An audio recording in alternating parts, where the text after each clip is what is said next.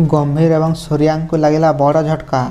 Sri Lanka series पूर्व आसिला बड़ दुख खबर। भारतीय क्रिकेट दल बर्तमान श्रीलंका टूर रे अछि, जेउठी भारत एवं श्रीलंका मध्य 3टी वनडे एवं 3टी टी20 मैच खेला जिवो। एही टूर टी20 सीरीज रे भारतर अधिनायकत्व सूर्यकुमार यादव करुथिबा बेले रोहित शर्मा वनडे दलर नेतृत्व नेबे।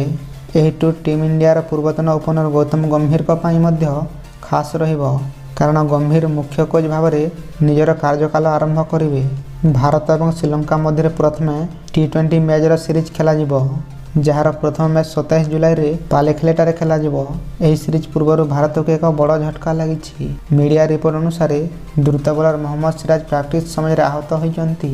सिराज को डाहाण गोड़ चोट लगी और से प्रथम टी20 मैच बाहर हो पारती।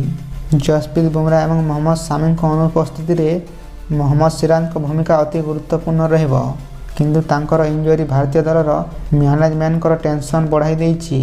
जदि सिराज प्रथम टी20 बाहर हेबे तेबे तांकर जगह रे खलील अहमद को दल रे सुयोग मिली पारे।